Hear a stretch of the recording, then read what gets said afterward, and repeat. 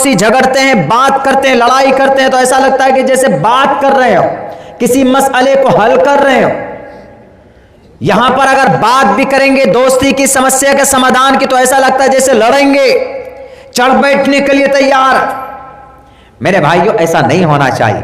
तो मालिक बिन दीनार रहमतुल्लाहि अलैहि के इस फेल से वो आदमी, वो नौकर गया, अपने ओनर को जाकर के कहा, अपने आका को जाकर के कहा कि आपके बारे में इतना अच्छा सोचते, वो तो आपको माफ किए हुए पहले से, वो तो अल्लाह का कुरान पढ़कर सुना दिया, वल काज़िमीनल गैज़ वल आफ़ीना अनिन नास, कि जो आदमी इंसानों को माफ कर दे, गुस्से को पी ले, कंट्रोल कर ले, अल्लाह नेक करने वालों को पसंद फरमाता है। ये कहकर उन्होंने कहा कि हमको कोई तकलीफ नहीं। उनको ये कहो कि एक परनाला नहीं 2 परनाला बना ले, उससे भी पेट ना भरे तो 3 परनाला बना ले हमारे घर के ऊपर, हमको उससे कोई सरोकार नहीं है, हम उनको माफ कर देते हैं, जाओ। ये पैगाम सुनना था कि वो ओनर आया, वो मालिक आया और हजरत मालिक बिन दीनार रहमतुल्लाहि अलैहि के हाथ पर कहा कि मुझे कलिमा पढ़ाइए, अशहदु अल्ला इलाहा इल्लल्लाह व अशहदु अन्ना मुहम्मद रसूलुल्लाह। फौरन मुसलमान हो गया। यानी गुस्से पर कंट्रोल से कितना बड़ा फायदा। और खुसूसन ये गुस्सा ज्यादा कहां होता है? घर पे होता है, बीवियों के साथ। अल्लाह के नबी अलैहिस्सलाम ने साफ लफ्जों में कहा, हर शौहर क्या सोचता है कि उसकी बीवी एकदम वफादार। कैसी वफादार? उसके फरमान के मुताबिक जिंदगी गुजारे, उसको हर चीज मिले, हर आसानी मिले, वो चुपचाप रहे, कुछ बोले ना, खामोश रहे, घर का काम काज करती रहे और किसी चीज का डिमांड ना करे, बैंक बैलेंस के बारे में, सेविंग के बारे में ना पूछे, बस ऐसे ही रहे, खाना बनाती रहे, वह अल्लाह की गाय बनकर रहे। हर शौहर यही चाहता, लेकिन इट्स इम्पॉसिबल, नहीं हो सकता। औरत को अल्लाह तबारक व ताला ने बाएं पसली से पैदा किया है, टेढ़ापन होता है और चिड़चिड़ापन उनके अंदर होती, औरत के अंदर। इसलिए अल्लाह के नबी ने कहा कि उनकी बुराइयों को देखकर सब्र करो, उनके अंदर जो अच्छाई है उस अच्छाई से फायदा उठाओ। जो भी कहे एक्सेप्ट कर लो, नहीं समझे कोई बात तो अच्छे अंदाज में समझाने की कोशिश करो। वरना आजकल हमारा नौजवान करता क्या है? थोड़ी सी बहस हुई, गाली हराम का बच्चा, सुअर का बच्चा, नालायक का बच्चा, ये कहकर फौरन हाथ उठाते हैं, मारते हैं, परेशान करते हैं, ज़दोखौफ करते हैं। नहीं, अगर आपकी जिंदगी में गुस्से से अगर ऐसा आपने किया है, हमारे नौजवानों, आपकी बीवी घर में है, समझौता नहीं हो पाता है, तो आप सब्र करो। वो आपकी पूरी जिंदगी का, बल्कि आपकी जिंदगी में सबसे करीब तर इंसान है। आपको दर्द होगा तो आपके दर्द में कराने वाले, सबसे ज्यादा तकलीफ में साथ देने वाली आपकी वाइफ होगी। हजरत अय्यूब अलैहिस्सलाम परेशान हो गए थे तो उनकी बीवी थी, साथ में कोई साथ में नहीं था। अल्लाह के नबी अलैहिस्सलाम पर जब वही आई, आप अलैहिस्सलाम को ऐसा महसूस हुआ कि अब तो हम खत्म होने वाले, तो मोहम्मद रसूलुल्लाह घर आए, कांप रहे थे, बुखार फीवर चढ़ा हुआ था। तो आप अलैहिस्सलाम ने कहा कि खदीजा, मुझे ऐसा महसूस होता है कि मैं तो खत्म होने वाला हूं, मैं अपने आप को जाय कर दूंगा, खत्म हो जाऊंगा, मैं बचूंगा नहीं, अपने जान को, अपनी जान के तल्फ होने का अंदेशा है। अम्मा खदीजा ने सब्र और तलकीन और उम्मीदें दी कि आप गरीबों की मदद करते हैं, यतीमों के सहारा बनते हैं, भूखों को खाना खिलाते हैं, नंगों को कपड़े पहनाते हैं, अल्लाह आपको ज़ाय नहीं करेगा, ये तसल्ली दी। आज भी औरतों की ये जिम्मेदारी है, अगर आपका शौहर किसी परेशानी में हो, किसी दिक्कत में हो, तो अगर आपका भी आपकी कोई परेशानी, दिक्कत, प्रॉब्लम है, तो आप उसको कम कीजिए, आप उसको दबाइए और शौहर के उलझन, उसके परेशानी को दूर करने के लिए कंधा से कंधा मिलाकर आप उसको मशवरे दीजिए।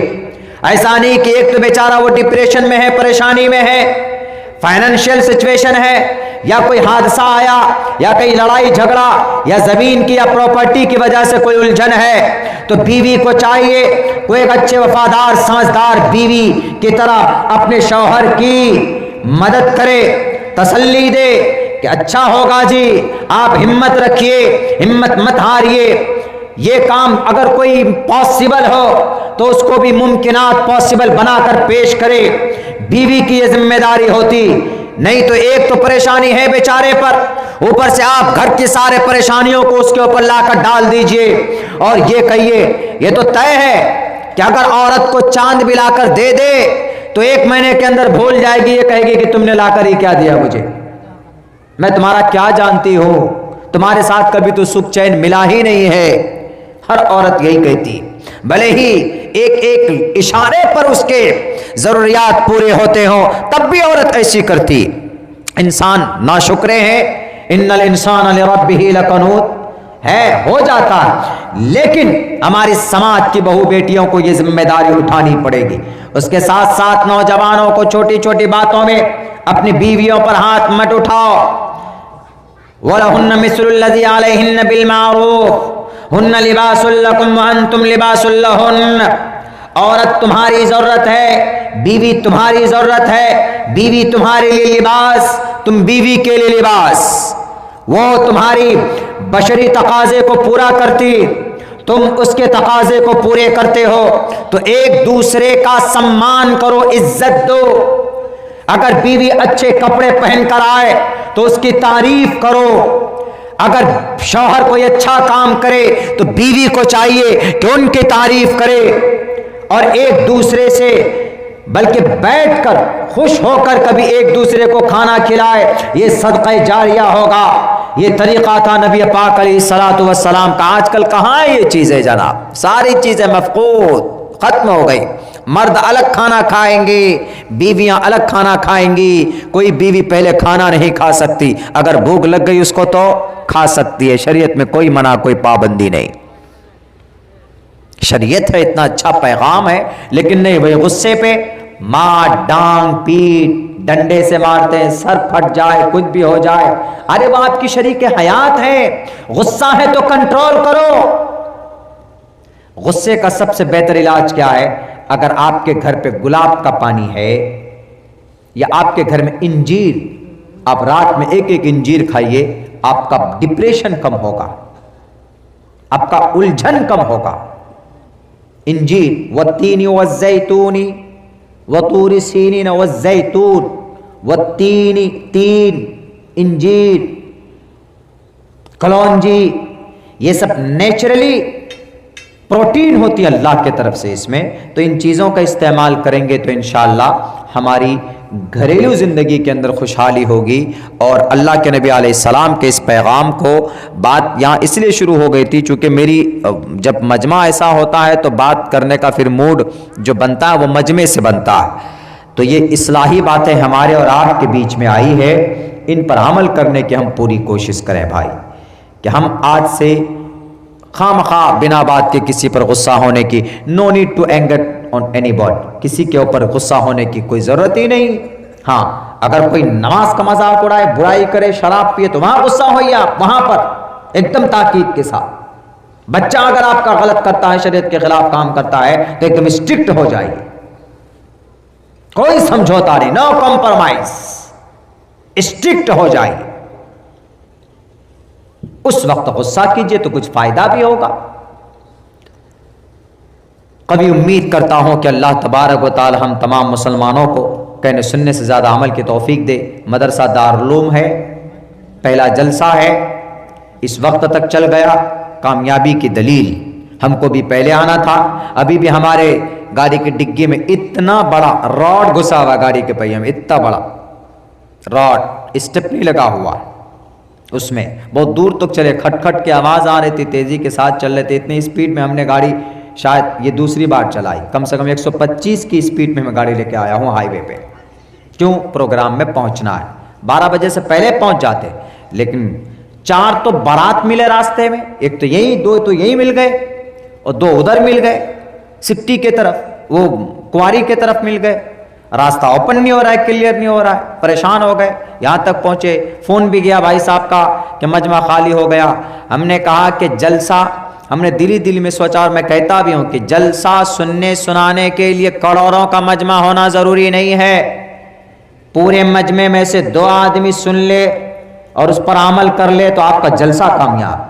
जलसे का मतलब सिर्फ ये नहीं कि चंदा अच्छा खासा हो गया तो जलसा कामयाब हो गया। ये जलसे से दोनों पैगाम दिया जाता है, चंदा भी दिया जाता लिया जाता है और आप कुछ अच्छी बातें भी मुकर्रिरीन की जुबान से सुन लेते हैं तो उस पर अमल करते हैं तो आपका भी समाधान, आपको भी सवाब, जलसा कराने वाले को सवाब और तकरीर करने वाले का भी, उनकी भी जिम्मेदारी पूरी हो जाती। तो बहुत सारी बातें इस्लाही हुई हैं। दुआ कीजिए कि अल्लाह कहने सुनने से ज़्यादा अमल की तौफीक दे और ये जो मदरसा दारुल है इस मदरसे को आगे बढ़ाने के लिए ताउन पेश करें आप लोग। अभी के लिए नहीं कह रहा हूं मैं, अभी तक तो बहुत किया आप लोगों ने, लेकिन अब से पहले जब भी ज़रूरत पड़े तो इस मदरसे को दिल से जान से हर चीज़ से ताउन कीजिए। कोई बड़ी बात नहीं है, दे सकते हम लोग, देंगे तो अल्लाह के यहाँ मिलेगा। RSS बजरंग दल वालों को कुछ नहीं मिलता है मरने के बाद, तब भी वो लोग करोड़ों रुपए फंडिंग कर लेते, लाखों अरबों रुपए जमा हो जाते मस्जिद की तामीर के लिए, और हम लोग मस्जिद मदरसा की तामीर के लिए चंदा करते फिरते, रसीद लेके जाते फिरते। ये मौका ना दे मेरे भाई हो। अल्लाह तबारक व तआला कहने सुनने से ज़्यादा अमल की तौफीक दे। बहुत बहुत शुक्रिया, जज़ाकल्लाह। अस्सलामु अलैकुम व रहमतुल्लाहि व बरकातहू।